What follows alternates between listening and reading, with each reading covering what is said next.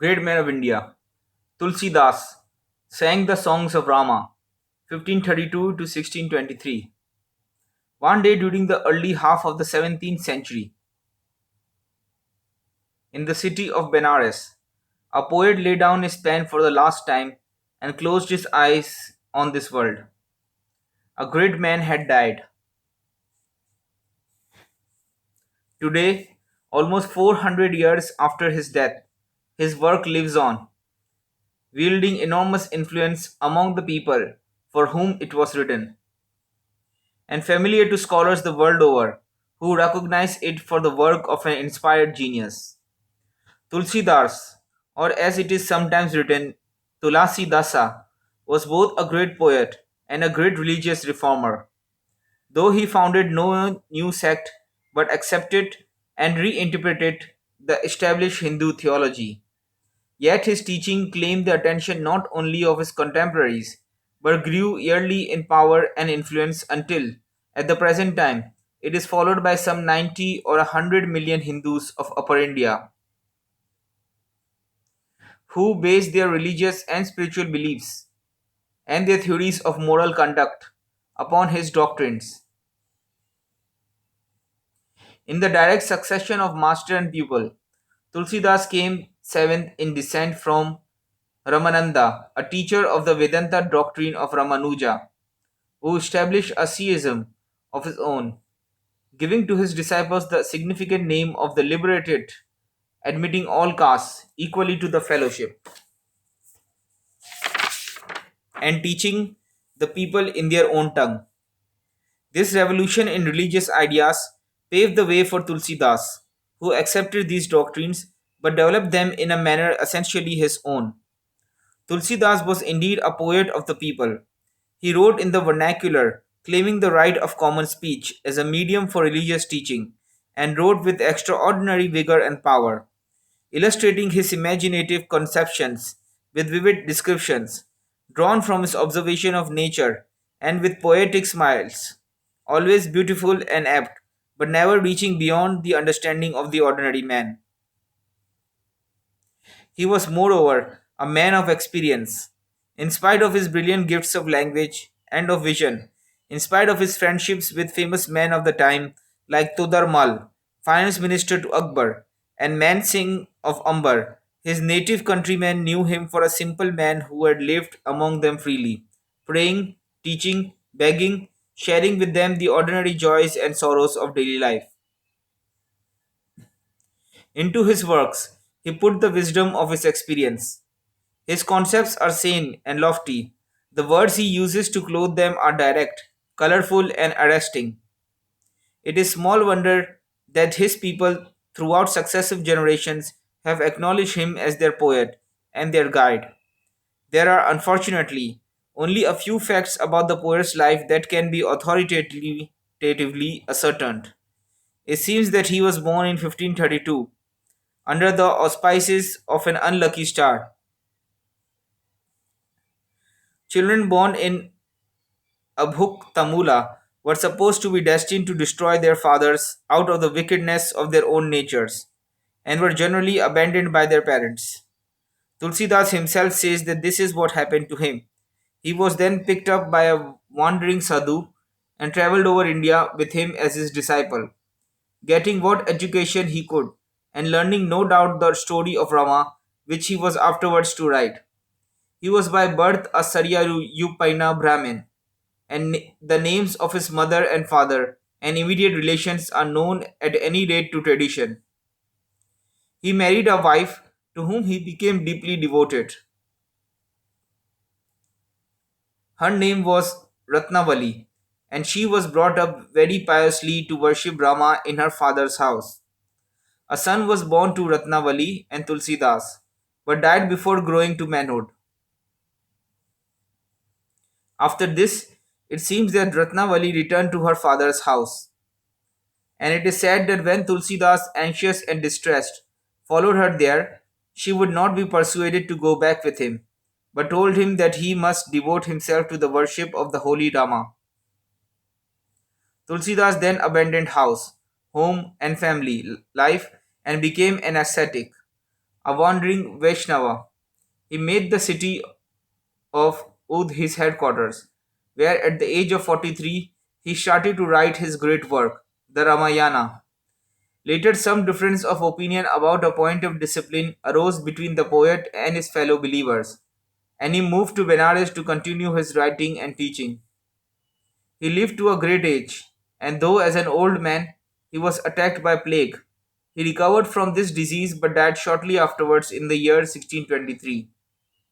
So many legends have grown up around the life and the name of Tulsi Das that it would be impossible to quote them all. Many of them may be based on truth, others are obviously fabulous. It may be worthwhile to note briefly one or two of these stories, which are given wide credence among the poet's followers and have acquired the authority of tradition. It is said that Tulsi Das, as an old man, came on one of his travels to his wife's village and called for hospitality at his father in law's house without knowing where he was. His wife, also an old woman now, tended him and after a while recognized her husband's voice. She could not decide whether to make herself known to him or whether to say nothing, since he was now an ascetic and her presence might be only an embarrassment to him. However, watching him at his food, she discovered that he carried about with him on his travels various luxuries like pepper, camphor, condiments, and other delicacies. And it seemed to her that he could not be as strict an observer of ascetic discipline as she had taught. She then made herself known to him, exhorting him either to allow her to stay with him, since he already took about with him his worldly goods, or else to abandon all and devote himself altogether to spiritual things. Tulsidas, much moved, departed and gave away everything he had to Brahmans, while his wife became even more pious and devout than before. At the beginning of his greatest work, the Ramayana, he defends his use of the vernacular for his writings, and there are also stories told of his replies to Pandits who questioned this preference for the common tongue when, as they knew, he was learned in the pure Sanskrit language. Once he likened his work to an earthen vessel filled with ambrosia and compared the flowery unimportance of his Sanskrit, writing contemporaries to jeweled cups filled with poison. Another time he asked them who would wear silken clothing when the useful protection of a coarse woolen blanket was more necessary. This is one miracle told of Tulsidas, which is said to have converted thousands of people to live lives of holiness. It was at Benares that the poet, hearing a repentant murderer calling on the name of the Lord Rama, blessed him and gave him alms and food. The Brahmins of Benares, however, were troubled about this and wanted to know how so low a man as a murderer could be forgiven his sin, and why the poet declared him purified. Tulsidas agreed to prove to them that the power of the name of Rama was enough to bring salvation to the faithful.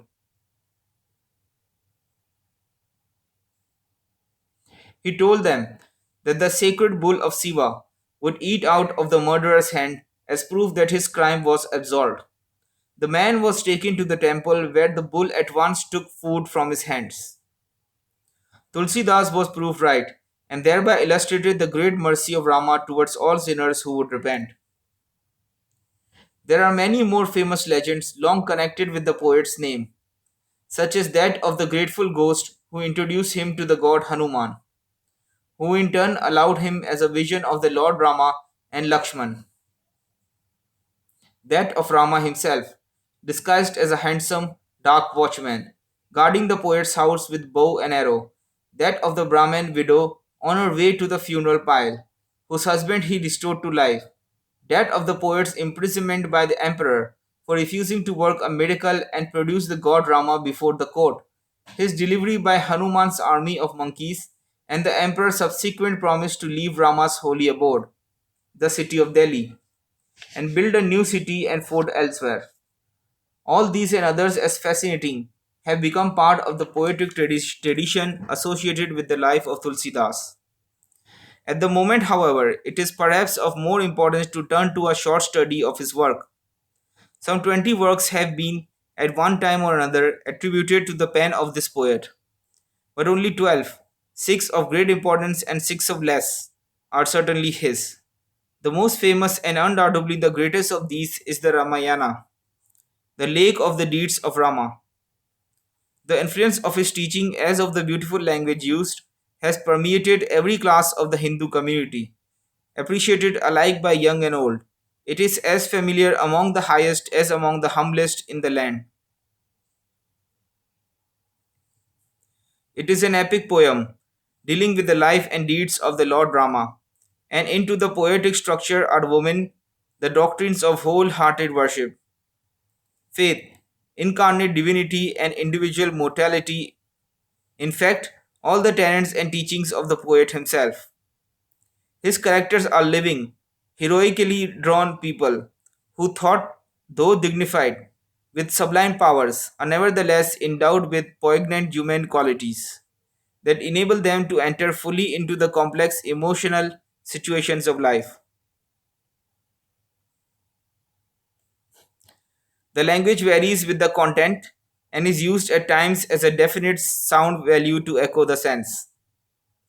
It can be gentle and tender, and most moving if the poet is describing death or leave taking.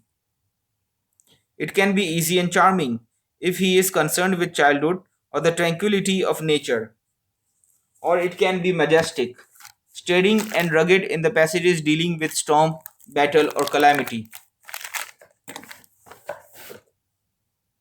He uses a multitude of similes of a simple and direct kind, drawn almost entirely from nature. Monarchs giving honor to the lowest of their servants, in the same way as fire tops itself with smoke and a hill with grass. At sight of him, the kings all cowered down as partridges shrinking beneath the swoop of a hawk. Obedient to the will of its lord, the gallant steed was as beautiful as a peacock that dances in response to a thundercloud, whose dark mass is irradiated by the stars of heaven and the fitful lightning. It is, of course, not possible in a short extract to give a complete idea of so infinitely varied a style. The best known quotation from the Ramayana is probably the description of the rainy season and its passing, a passage of superbly balanced poetry. I shall, however, quote another passage of descriptive action, which is written in a tenser and more vital manner. The occasion is the breaking by Rama of the great bow of Shiva. Janak the king has declared that only the man who can bend the bow shall wed his beautiful daughter Sita. Many warriors have already tried and failed. In front of the crowd and all the kings and princes, the young Rama draws near the great bow. Rama first looked at the crowd, who all stood dumb and still as statues. Then the gracious Lord turned from them to Sita and perceived her yet deeper concern, perceived her to be so terribly agitated that a moment of time seemed an age in passing. If a man die of thirst for want of water, when he is once dead, of what use to him is a lake of nectar? What good is the rain when the crop is dead? What avails regret when a chance has been lost? Thinking thus to himself as he gazed at Sita, the Lord was enraptured at the sight of her singular devotion, and after making a reverential obeisance to his Guru, he took up the bow with most superlative ease. As he grasped it in his hand, it gleamed like a flash of lightning, and again as he bent it, it seemed like the vault of heaven. Though all stood looking on, before anyone could see, he had lifted it from the ground, raised it aloft, and drawn it tight, and in a moment broken it in halves.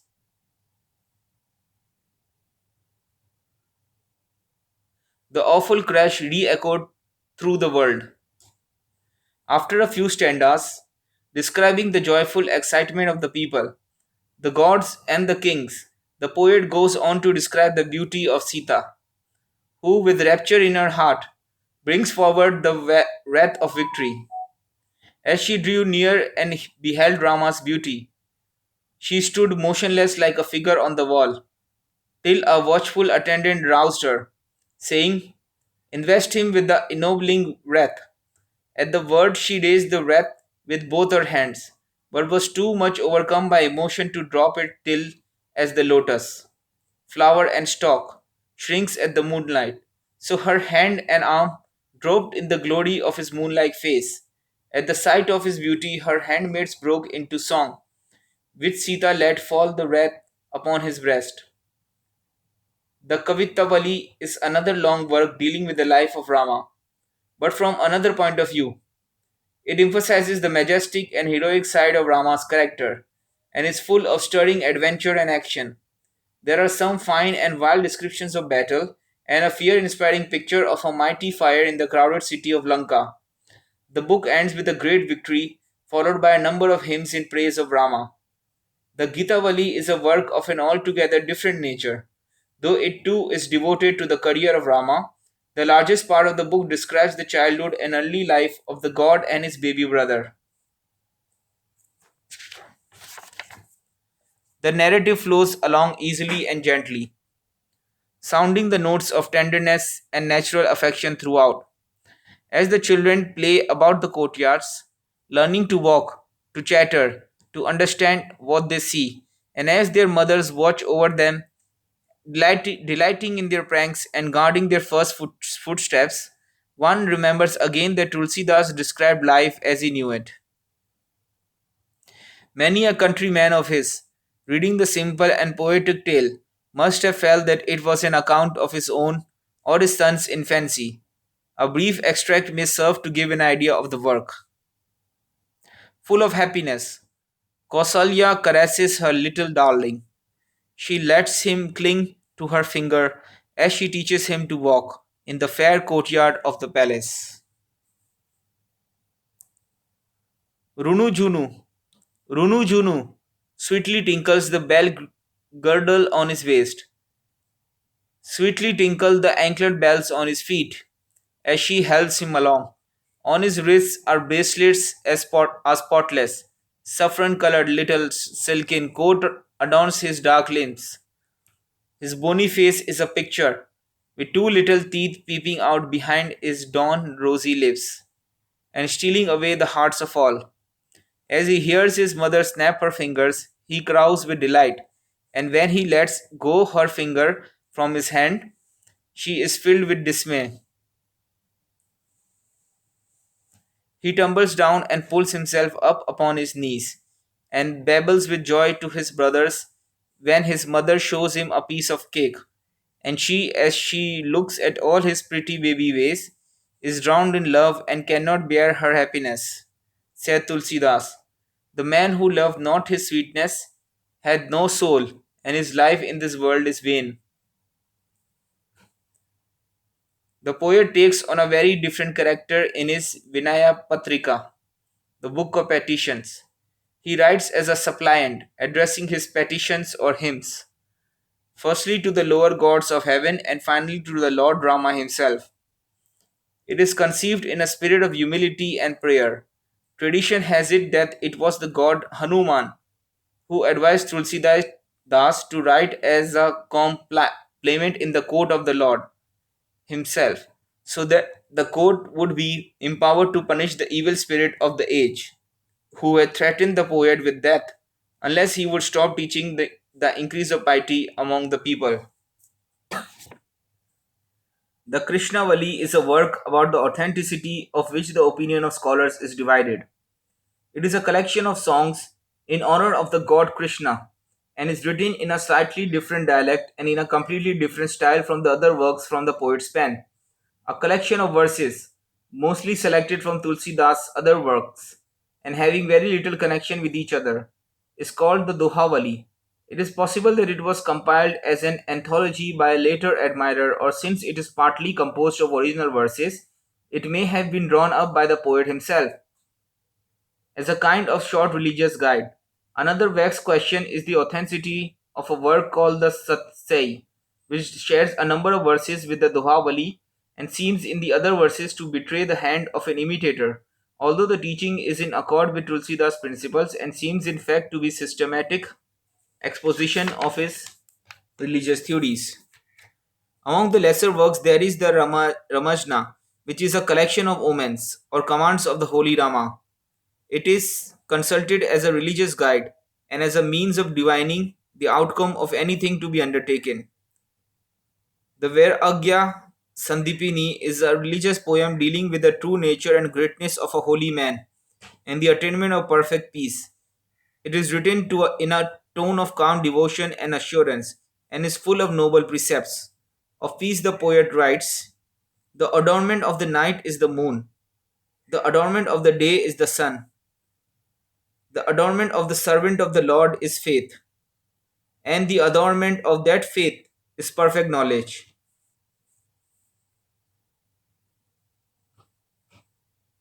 The adornment of meditation is total self surrender to the Lord,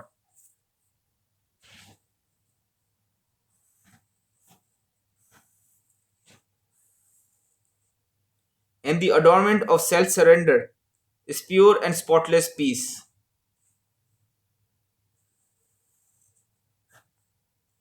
Of the holy man he says, very cool is he, very pure, free from all taint of earthly desire.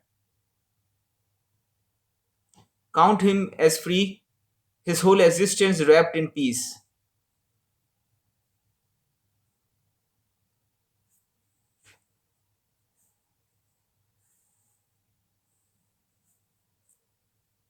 The Ram Lala Nahachu and the Barave are shorter poems, again celebrating incidents in the life of Rama or aspects of his character, while the Parbati Mangal and Janaki Mangal are both marriage songs, the former describing the wedding of the beautiful and innocent daughter of the Himalayas with the fearful Shiva, and the later relating the story of the betrothal and marriage of the young Rama to his bride Sita.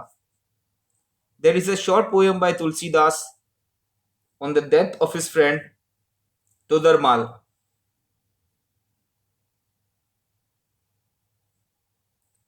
I give it here, lord of but four small villages, yet a mighty monarch whose kingdom was himself in this age of evil, had the son of Todar set.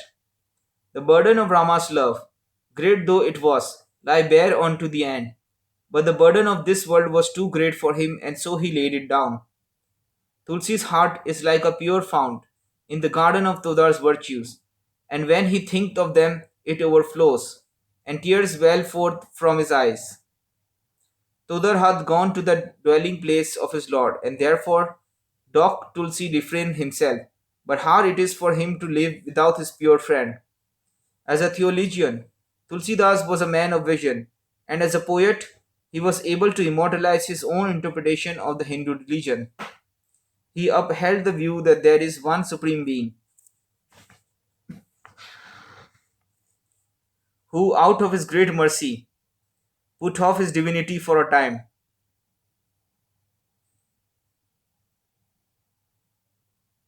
to become incarnate in the person of Rama, and so to procure salvation for the infinitely sinful nature of man. The God, therefore, returning once more to heaven, to live forever in perfection, has experienced the life of a man and can understand and sympathize with the trials and temptations of humanity.